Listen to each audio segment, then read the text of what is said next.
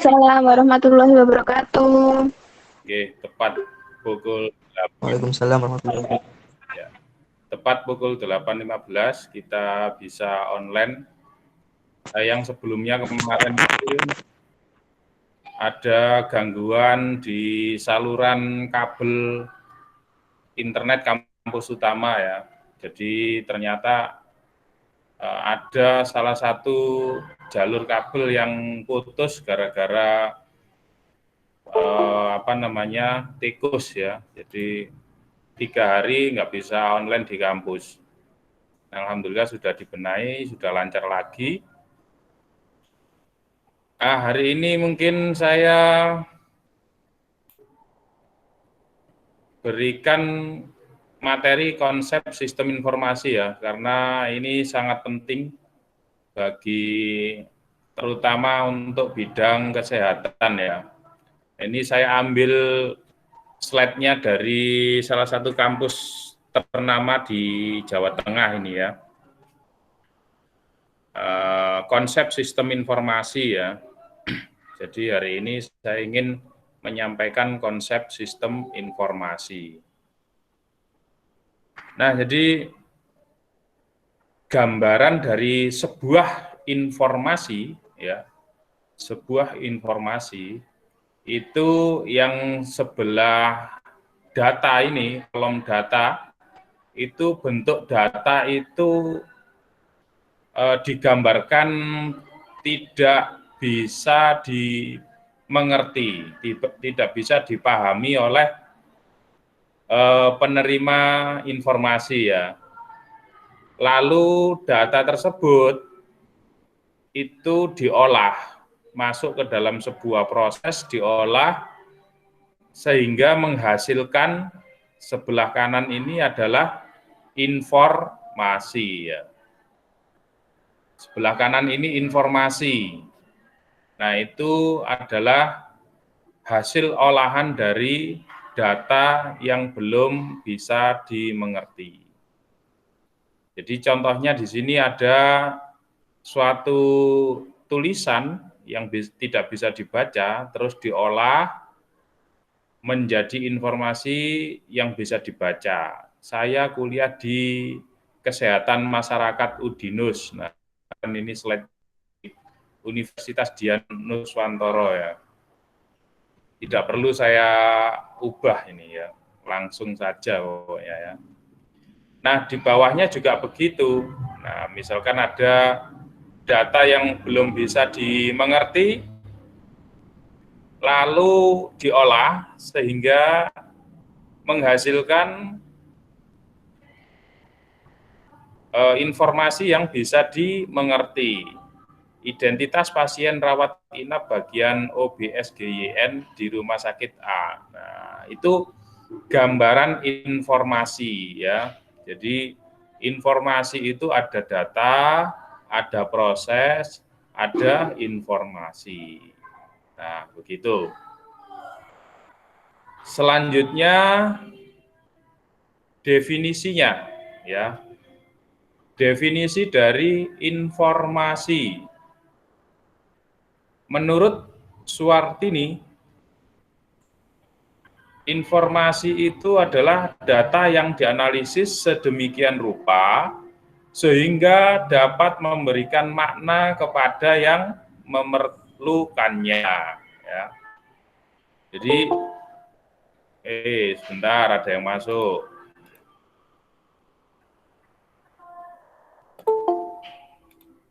Iklan.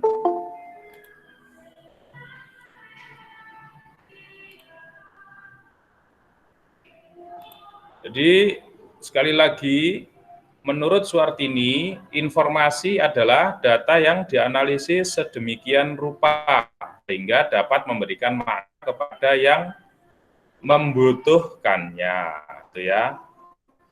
Menurut Boy S, informasi adalah data yang telah diolah dan dianalisis secara formal dengan cara yang benar dan secara efektif bisa bermanfaat dalam operasional dan manajemen. Ya. Menurut Dadan Umar D, informasi itu suatu hasil pengolahan data dan bentuk agregat untuk menghasilkan pengetahuan atau sebuah kemampuan, ya. Nah, ini banyak yang masuk. Nah, itu informasi ya. Jadi intinya adalah ada sebuah data atau beberapa data dan mungkin banyak data yang dioperasikan, yang dianalisis, yang diolah sehingga menjadi sebuah bentuk yang bisa dimengerti atau menjadi sebuah tujuan. Nah, itu adalah informasi ya. Nah, itu informasi. Ciri-ciri dari informasi yang pertama data yang telah diolah. Nah, ciri-ciri informasi adalah pertama data yang telah diolah ya. Itu informasi. Yang kedua, ciri-cirinya adalah mempunyai makna. Berarti berguna bagi penerima atau user. Nah, yang ketiga, menggambarkan kejadian dan kesatuan yang nyata.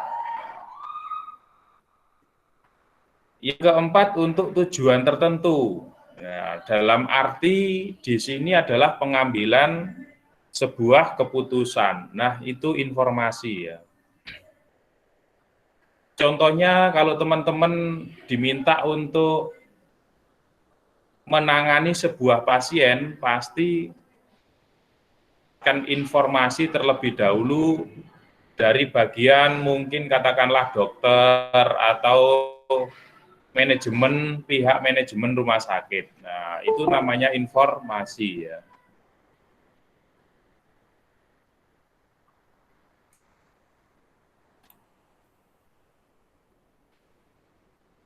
Mempunyai makna yang berguna. Nah, jadi kalau ada, walaupun informasi itu membanjiri, tapi kalau itu tidak bermanfaat, berarti itu namanya bukan informasi, tapi sampah ya.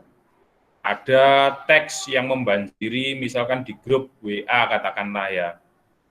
Nah, dibanjiri entah itu berupa gambar, pamflet, pembelajaran, atau yang lain. Nah, kalau itu tidak bermakna bagi penggunanya, itu artinya sampah, bukan informasi, begitu ya.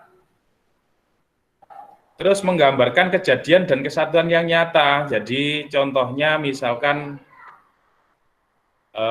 teman-teman sedang menyelenggarakan demo tentang Omnibus Law, katakanlah ya, misalkan di Ringin Contong, katakanlah ya. Nah, itu kalau itu informasinya sesuai yang ada di sana dan dibutuhkan saat ini juga, itu namanya kejadian dan kesatuan yang nyata.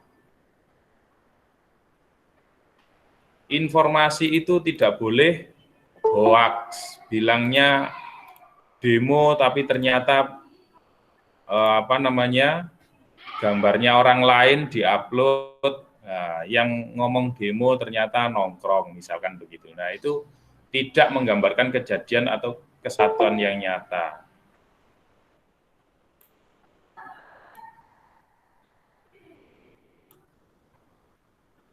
Terus untuk tujuan tertentu mengambil sebuah keputusan. Nah, ini pada bidang kesehatan tentu ini sangat sangat membutuhkan ya. Contohnya saat ini mungkin teman-teman barangkali ya ada yang dari tim gugus tugas COVID ya. Nah, itu saya lihat kemarin di Unibdu itu ada beberapa yang dikasih tugas untuk yang pertama untuk cek kesehatan dari santri. Yang kedua ada yang melaporkan atau mendata di bagian aplikasi contohnya. Lah, kalau informasi itu misalkan ternyata dari sekian santri sudah dilakukan tes, ternyata ada yang dirujuk untuk, nah ini namanya pengambilan keputusan ya. Jadi setelah di screening beberapa dari santri itu ada rujukan untuk swab, tes swab. Nah itu namanya pengambilan keputusan. Nah itu sangat penting. Nah jadi yang screening itu adalah proses penggalian informasi, apakah santri di pondok pesantren ini ada yang terjangkit COVID atau tidak. Nah, itu adalah termasuk proses analisis untuk menghasilkan informasi. Nah, ketika informasi itu didapatkan, maka nanti ada sebuah rujukan. Jika ada yang dirasa itu membutuhkan swab dan mungkin karantina, maka segera dilakukan pengambilan keputusan. Nah, itu pentingnya informasi ya, ciri-ciri informasi. Nah, supaya lebih jelas lagi, ada kualitasnya. Informasi itu ada kualitasnya. Yang pertama ya, ini dari Pak Jogianto. Pak Jogianto ini dosen senior guru besar di UGM ya. Bukunya sangat banyak, terutama di bidang teknologi informasi, walaupun beliaunya bukan ahli teknologi informasi, tapi bidangnya teknologi informasi. Nah, informasi itu yang pertama mempunyai kualitas akurat. Ya. Akurat itu seperti apa? Informasi harus bebas dari sebuah kesalahan, ya, dan tidak bias atau menyesatkan. Akurat juga berarti harus jelas mencerminkan maksudnya. Nah, itu akurat ya. Kalau ada informasi nggak akurat, ya nggak ada nilainya. Nah, gitu ya. Nggak ada kualitasnya. Misalkan, jari-jari ini santri Darul Ulum kena COVID kabeh. Nah, itu nggak akurat ya. Jari-jari ini. Katanya, nah itu nggak akurat. Tapi menurut data, misalkan, menurut data hasil tes, nah itu akurat. Nah, seperti itu. Nah, yang kedua, tepat waktu. Nah, informasi itu tidak boleh kadaluarsa ya. Informasi itu juga ada kadaluarsanya ya. Sebentar.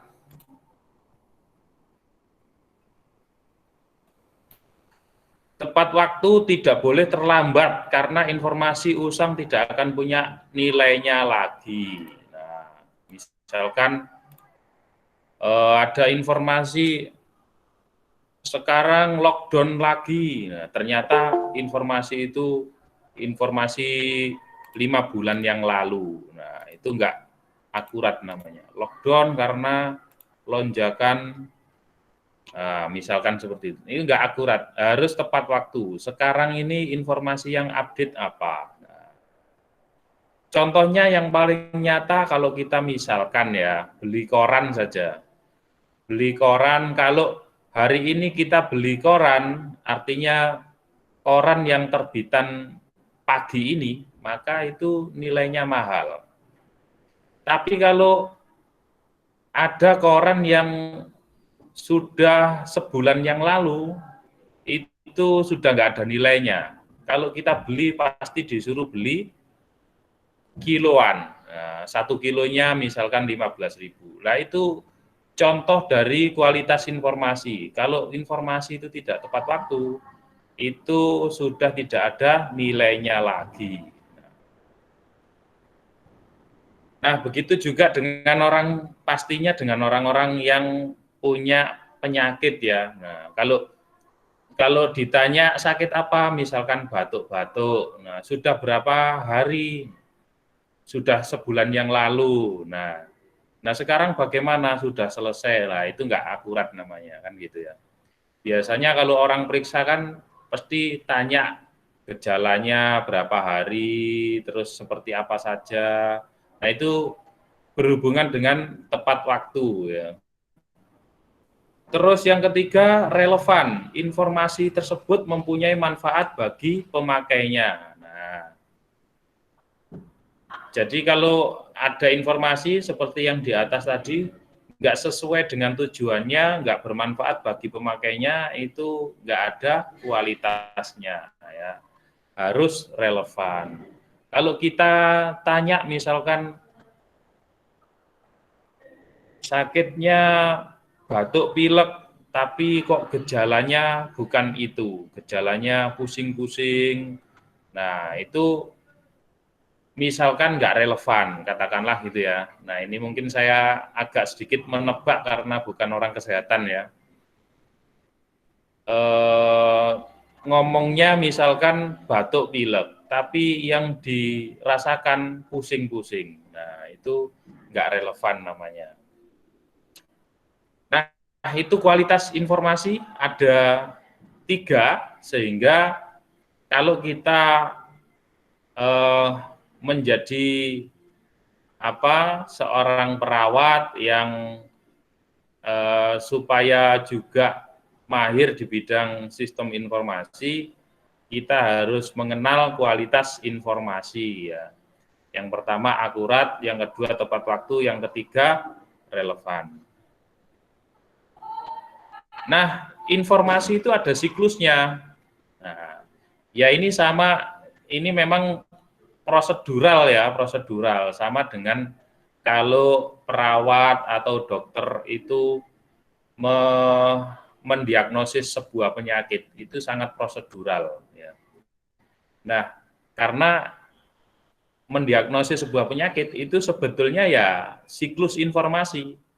Nah, dokter atau perawat itu pasti tanya. Nah, tahapannya adalah yang pertama mengumpulkan data. Nah, proses pengumpulan data ya, data asli dengan cara yang pertama sampling ya, data transaksi, pencatatan data ke dalam file. Nah, untuk menggali sebuah data itu kan bisa tanya, bisa dites. Nah, kalau kita misalkan seorang perawat atau dokter kan ditanya keluhannya apa, yang kedua dites demam panasnya, terus tensinya dan sebagainya. Nah, itu pengumpulan sebuah data. Terus yang kedua input. Input itu adalah proses pemasukan data dan prosedur pengolahan data. Yang artinya urutan langkah untuk mengolah data yang ditulis dalam suatu bahasa pemrograman ke dalam komputer. Bisa dengan keyboard. Nah, karena sebuah informasi itu diolah oleh komputer, kita pasti membutuhkan alat input. Nah, kemarin atau yang awal-awal dulu, input itu seperti keyboard, mouse, scanner, terus kamera, ya kan, terus mikrofon, itu adalah alat-alat untuk input ke dalam sebuah komputer atau sistem. Yang ketiga adalah pengolahan data. Nah, kalau sudah diolah, kalau sudah diinputkan, baru sistem itu mengolah data. Tahap di mana data diolah sesuai prosedur yang telah dimasukkan. Misalkan pencatatan data dengan masukan recording. Nah, ini tadi ya, justru malah ada di pengolahan data. Data harus dicatat dalam beberapa bentuk sebelum diproses. Proses ini tidak hanya pada tahap original atau distribusi, tapi seluruh siklus pengolahan.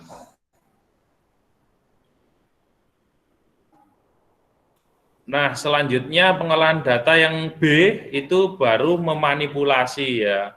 Artinya kalau yang tadi itu masih klasifikasi, pengelompokan, nah baru yang B ini adalah operasinya, di mana operasi manipulasi data yang dikumpulkan dapat berupa Malah ada di sini klasifikasi ya.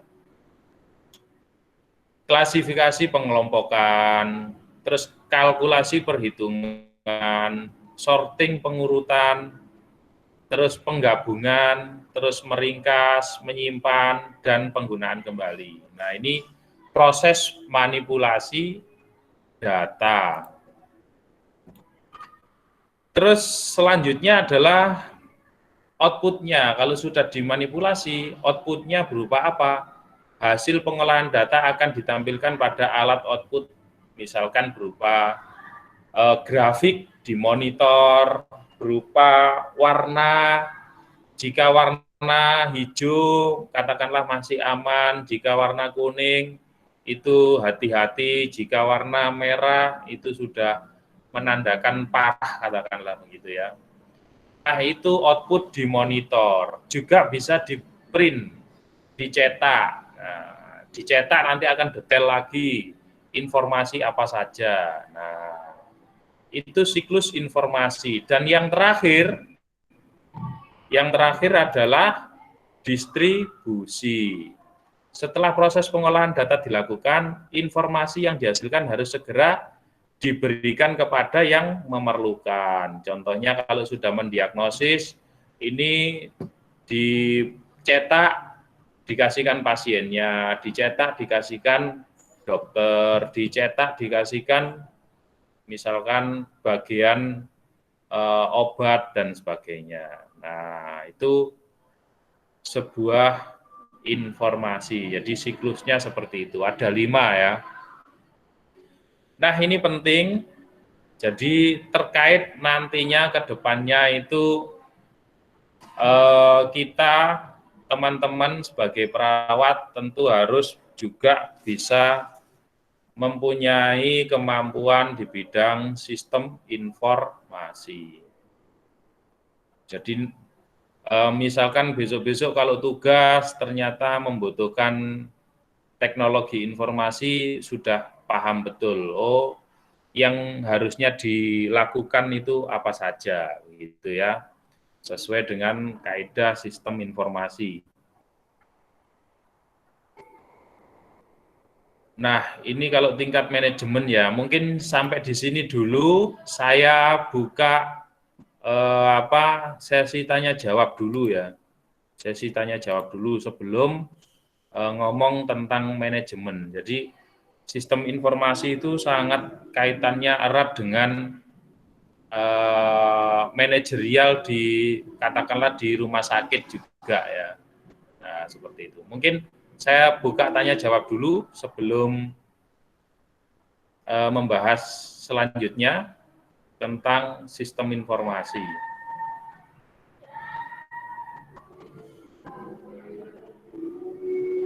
Silakan, ada yang mau tanya?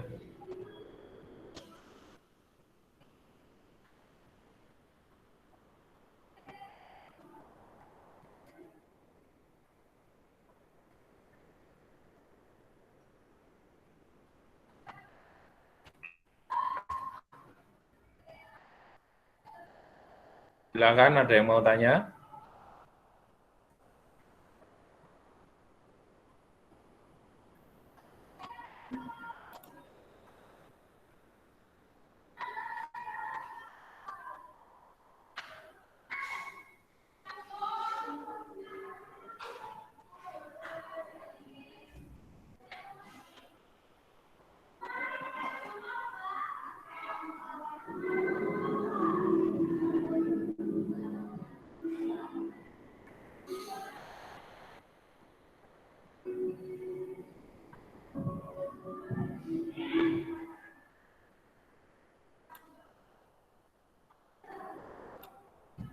Ada yang mau tanya tentang sistem informasi?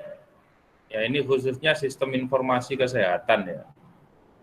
Atau mungkin sudah ada mata kuliah khusus ini tentang sistem informasi kesehatan. Mungkin barangkali selain TIK itu ya. Apakah sudah ada di kurikulum atau materi kuliah teman-teman tentang sistem informasi kesehatan? Mungkin bisa cerita di sini.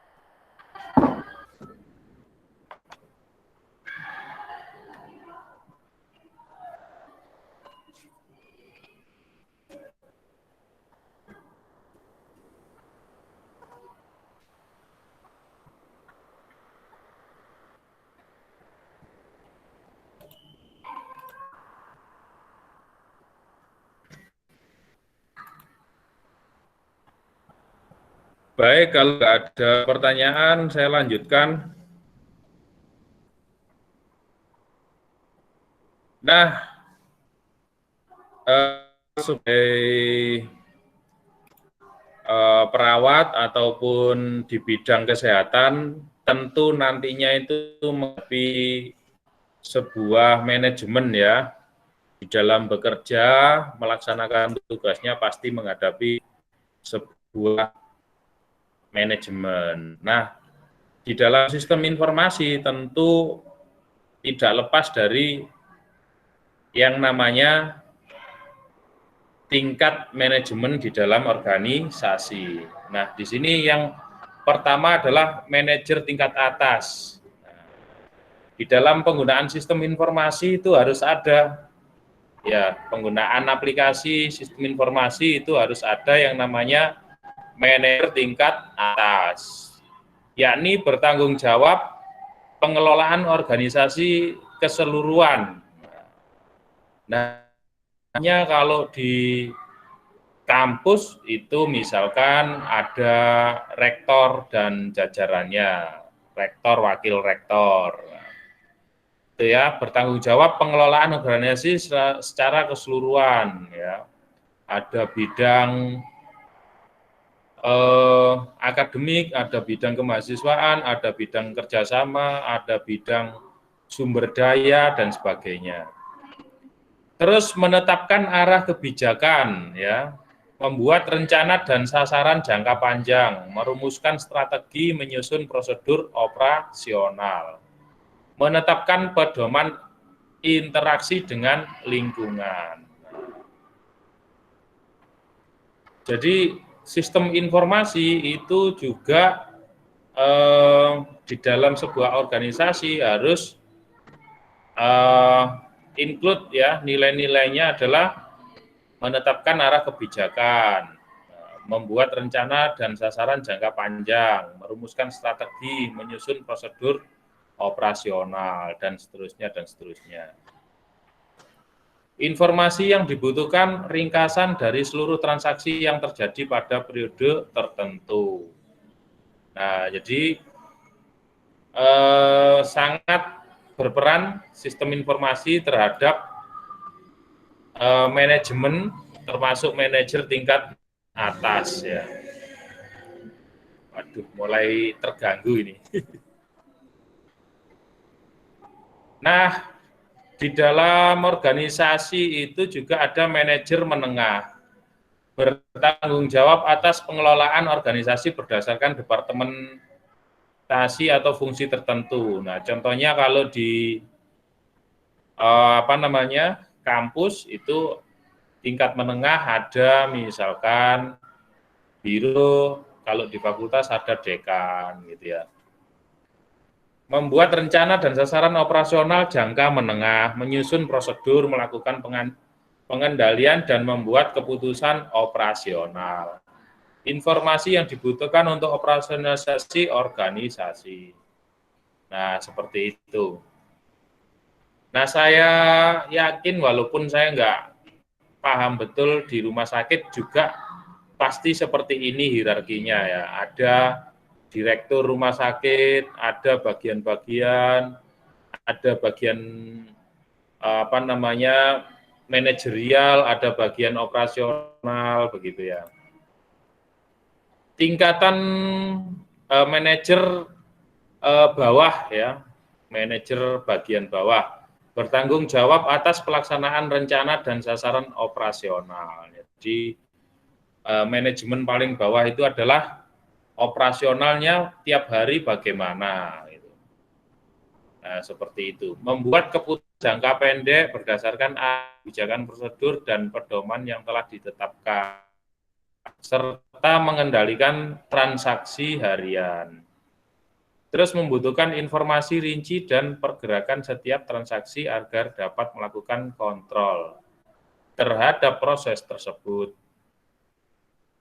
Nah, itu tingkatan manajerial di dalam sebuah organisasi ya.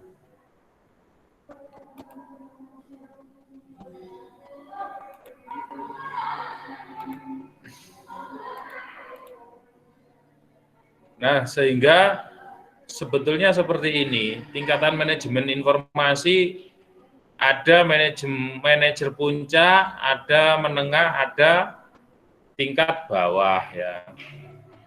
Nah, manajer puncak itu misalkan SIM untuk merencanakan kebijakan serta pengambilan keputusan. Nah, itu sistem informasinya berkutat tentang perencanaan dan kebijakan. Ya, sistem informasinya begitu. Yang manajer tengah, informasi manajemen untuk perencanaan taktis ya, dan pengambilan keputusan. Dan yang bagian operasional adalah informasi manajemen untuk perencanaan operasional dan pengambilan keputusan pengendalian, serta pengolahan transaksi pemberian informasi. Nah, jadi saya yakin di dalam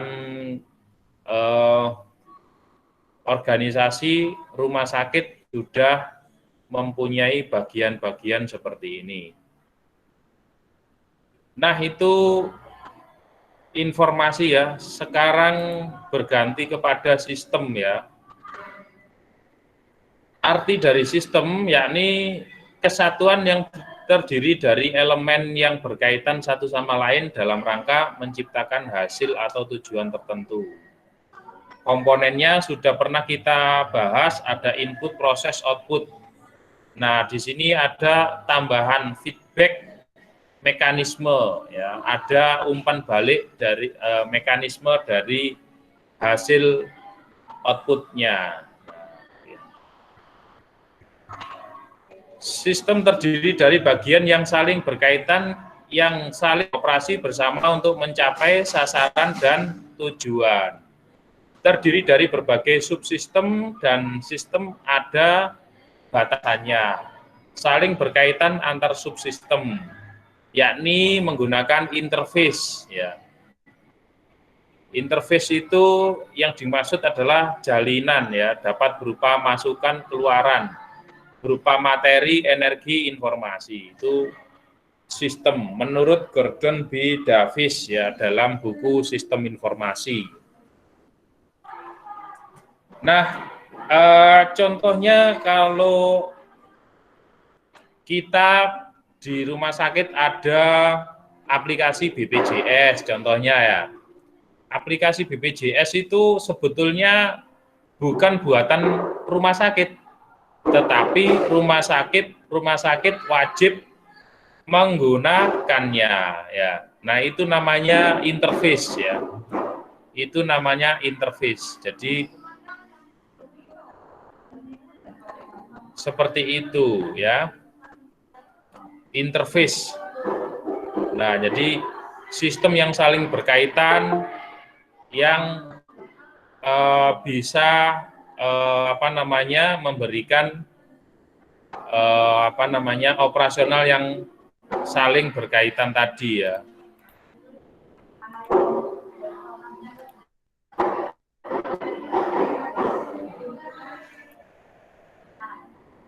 Karakteristik sistem.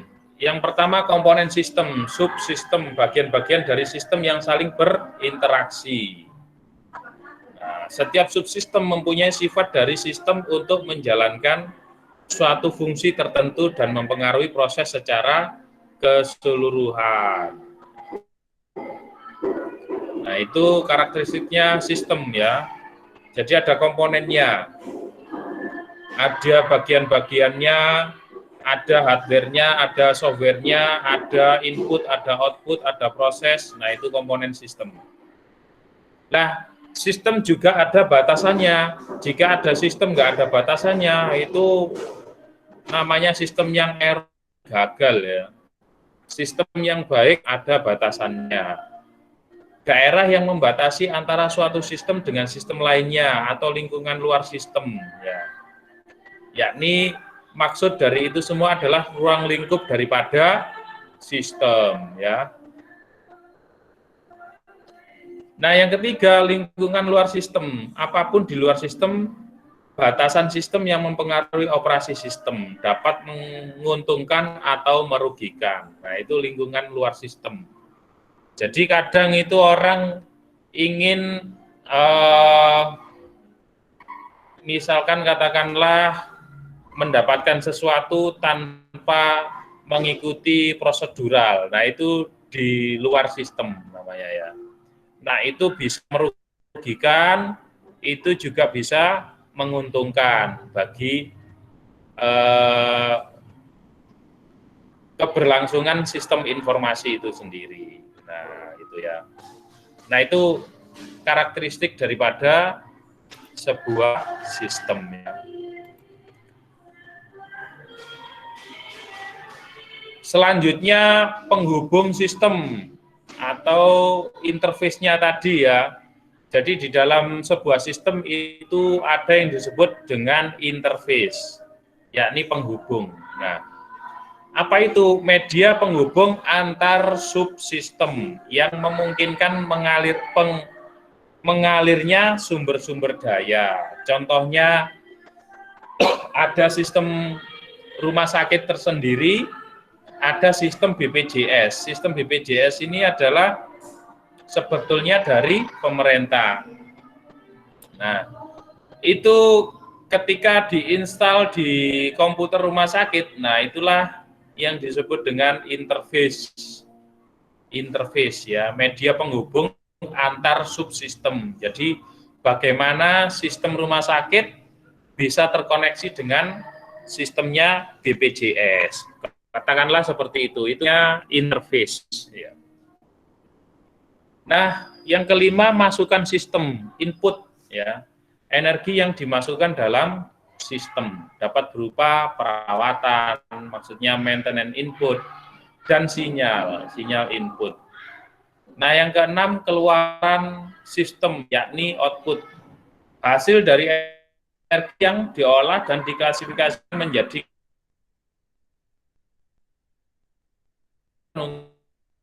untuk subsistem lain. Jadi output itu adalah dari energi yang diolah dan diklasifikasi menjadi keluaran yang berguna dan sisa pembuangan dapat berupa masukan untuk subsistem yang lain. Nah, seperti itu. Akhir, pengolahan sistem. Yang ketujuh, pengolahan sistem. Suatu bagian yang akan mengubah masukan menjadi sasaran sistem yang mempunyai tujuan, goal atau sasaran objektif yang sangat menentukan sekali masukan yang dibutuhkan sistem dan keluaran yang dihasilkan oleh sistem. Nah, mungkin dari sini ada pertanyaan, silakan. Mungkin ada pertanyaan, teman-teman.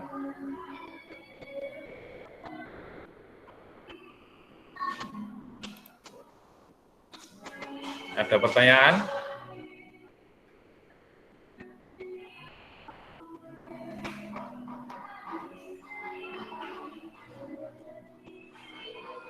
Oke, kalau nggak ada pertanyaan, lanjut saja ya.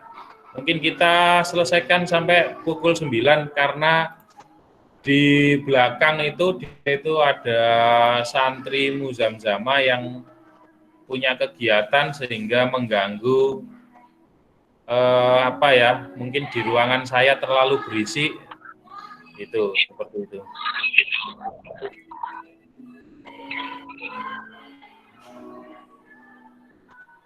Nah, sekarang ada jenjang sistem.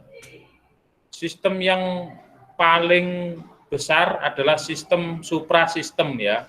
Lingkungan di mana sistem tersebut berada atau sistem yang lebih luas mempengaruhi sistem tetapi tidak dikelola oleh sistem. Nah, kalau suprasistem di alam semesta ini ya katakanlah galaksi ya, galaksi Bima Sakti, atau lebih kecilnya lagi ada matahari, ada bulan, ada bumi. Itu suprasistem ya. Terus di dalamnya bumi ada oksigen, ada lapisan-lapisannya, ada angin, ada air dan sebagainya. Itu suprasistem ya. Nah, yang kedua sistem, sesuatu yang sedang diamati yang menjadi objek dan subjek pengamatan. Jadi sistem di sini sudah mempunyai batasan-batasan. Kalau teman-teman menjadi seorang perawat ya sistemnya terkait dengan kesehatan gitu ya. Ada subsistem. Nah, ini yang paling kecil. Bagian dari sistem yang secara mandiri membentuk sistem tersebut. Nah, subsistem yang berarti ini adalah sistem yang paling kecil yang menjadi sebuah bagian dari sistem itu sendiri. Nah, itu jenjang sistem ya.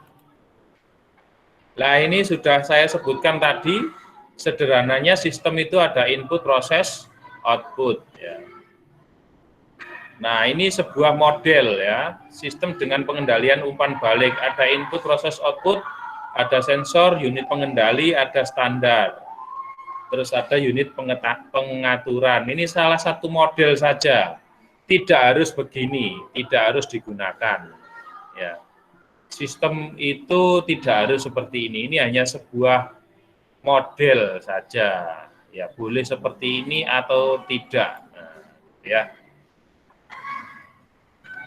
Nah, sekarang definisi sistem informasi menurut Robert A. Szymanski tahun 1995, sistem informasi itu adalah sekumpulan fungsi yang bekerja secara bersama-sama dalam mengelola, mengumpulkan, penyimpanan, pemroses, serta mendistribusikan informasi. Menurut Simkin Mak G. 1987, sekumpulan elemen yang bekerja sama baik secara internal atau berbasis komputer dalam melaksanakan pengolahan data yang berupa pengumpulan, penyimpanan, pemrosesan data untuk menghasilkan informasi yang bermakna dan berguna bagi proses pengambilan keputusan. Nah, itu ya. Itu sistem informasi. Jadi sedikit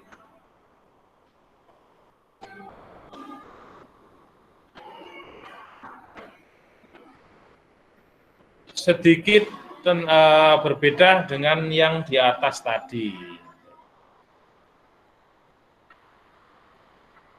Sistem informasi ada 3, ya. Yang pertama menerima data, masukan. Yang kedua memproses, pengolahan data. Yang ketiga menghasilkan informasi.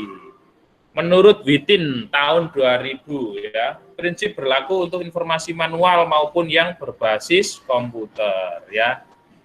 Nah, sebelum Unibdu menggunakan komputer, dulu juga berbasis manual. Jadi ada mahasiswa melakukan KRS, ditulis. Ada form cetaknya, terus ditulis sendiri-sendiri oleh mahasiswa. Terus dikumpulkan ke Kaprodi, Kaprodi nanti akan disetor, dibuatkan jadwal, dibuatkan dosennya siapa. Nah, seperti itu. Dan selesai itu nanti akan disetor ke bagian universitas. Itu berbasis manual. Nah, sekarang berbasis komputer, sudah nggak lagi nulis tapi ngetik. Ya, bedanya itu di komputer ya, ketik, klik klik klik klik klik terus dicetak terus dikumpulkan. Nah, seperti itu. Nah, itu sistem informasi ya. Jadi ada menerima data, memproses, menghasilkan informasi.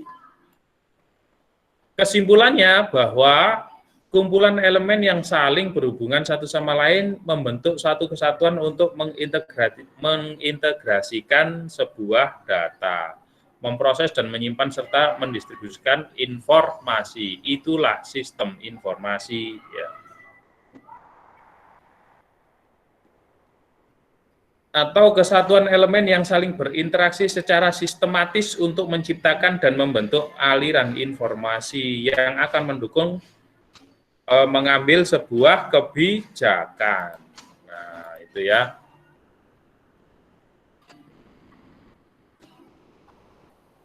Komponen sistem informasi yang pertama pemakai, harus ada pemakainya. Yang kedua harus ada tujuannya.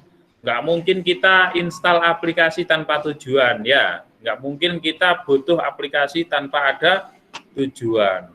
Yang ketiga, masukkan input, ya, tadi ya, input, proses, luaran.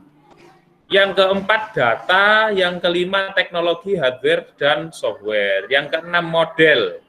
Model itu berupa prosedur, berupa logika, berupa matematika. Dan yang ketujuh, pengendalian. Ya.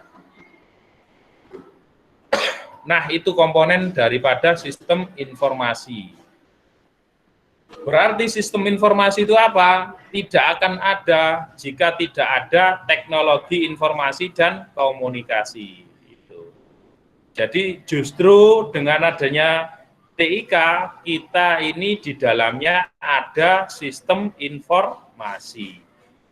Jadi setiap aplikasi yang sesuai dengan komponen ini, baik itu misalkan aplikasi kesehatan, aplikasi e-commerce, bisnis, aplikasi misalkan dari pemerintah apapun bentuknya atau disebut e-government, aplikasi kampus, itu semua adalah sistem informasi, gitu ya.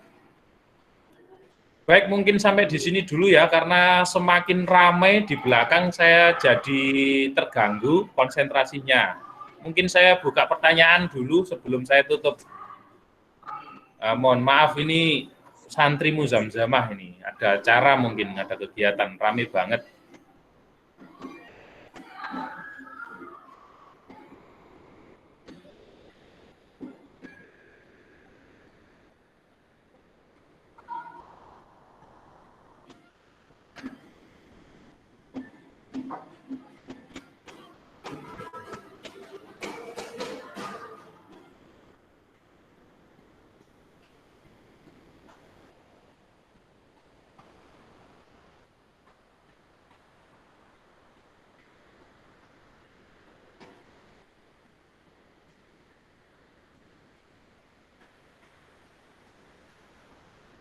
Ada pertanyaan, halo? Baik. Boten, Pak. Ada ya. Mungkin ya sekitar 1 jam kurang saja. Ini terus terang nggak kondusif ini di belakang saya. Saya ngomongnya ngotot banget ini. Sampai nggak kuat ini. Ada musiknya, ada rame-rame gitu ya. Ini di santri Muzamzamah. Jadi nggak fokus. Jadi kali ini kita membahas sistem informasi, yang intinya sistem informasi itu bagian yang tidak terpisahkan di sebuah organisasi maupun di teknologi informasi ya. Nah itu, jadi intinya kita belajar TIK sebetulnya ya mengarah kepada sistem informasi. Nah, makanya sistem informasi kesehatan itu banyak banget ya. Setiap di rumah sakit pasti ada seperti itu. Nah, kesimpulannya itu mungkin kita lanjutkan minggu depan ya, tentang sistem informasi ya, bahkan nanti tentang database gitu ya. Mungkin itu dari saya. Mohon maaf, ini semakin rame, harus saya akhiri. Kurang lebihnya saya ucapkan mohon maaf yang sebesar-besarnya, dan terima kasih atas perhatiannya. Saya akhiri. Assalamualaikum warahmatullahi wabarakatuh. Waalaikumsalam warahmatullahi wabarakatuh. Wabarakatuh.